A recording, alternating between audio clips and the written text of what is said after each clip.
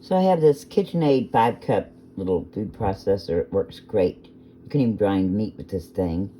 And I have 12-ounce bag of GB frozen cauliflower.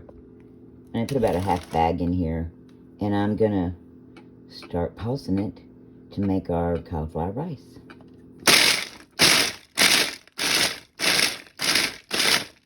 You see what I mean? I'll be right back. There we go. Now I'll just take this out, add the other half bag in. I'm going to be using some Tyson grilled and ready chicken strips. You just heat them in the pan for a few minutes, and then I'll add the other ingredients. They're frozen.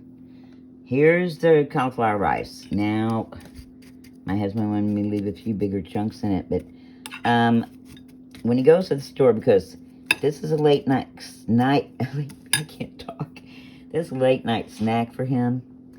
And so I had to use the frozen. That's all I had of cauliflower. But when I do it again, I'm going to use fresh cauliflower, because the consistency would turn out much better with the fresh instead of the frozen. But this will do. We'll see how it turns out. I'll be adding some broccoli florets that are frozen too. And here we have the chicken, Tyson grilled chicken strips, and some frozen broccoli. Cook it in a pan, and I did decide to add just a little bit of water to help steam cook the frozen broccoli. And then I will heat the cauliflower and put some seasoning in that, and put a little bit of teriyaki, a little bit of soy sauce in here, a little bit of red pepper flakes, and then I will, to make a sauce, and then I will add it to the cooked cauliflower rice. I added just a little bit of onion to this. Onions have carbs, so I mean just very few pieces of onion to it. Now I'll put the lid back on.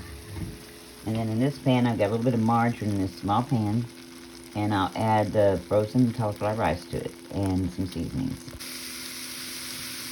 I got the cauliflower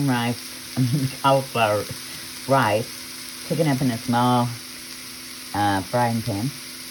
Little margarine, and I put garlic powder, a little salt, and a tiny bit of onion powder.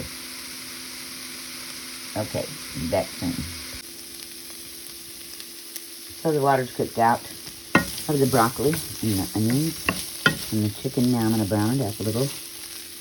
And then after a couple of minutes, I'll put the lid on, let it set for a few minutes so the broccoli's a little more tender. We don't want it mushy, but a little more tender. And here's cauliflower rice. I got it a little browned. It tastes pretty good with the seasonings on it. Be back soon. I added 2 tablespoons of teriyaki sauce and 3 tablespoons of soy sauce.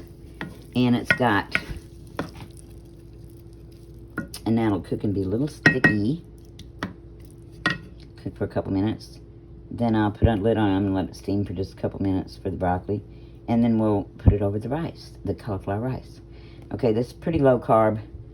I think I figured out like about 14 grams of carbs per serving, which is pretty low. Anyway, back soon. So here it is. It's pretty tasty. I just put the meat and the broccoli and onions over the cauliflower rice. Quite a bit of cauliflower rice. About half of what I made. And it ends up being about 14 grams of carbs for a meal of it. I think cashews would go really well in here. If you just put a few, it'd be around 3 more carbs, but you could do without it. My husband doesn't like ginger or sesame oil. You could add a little bit of that for more of an Asian flavor. But the little bit of sweetness from the teriyaki sauce and saltiness from the soy sauce, it tastes pretty good. And the garlic, salt, and pepper.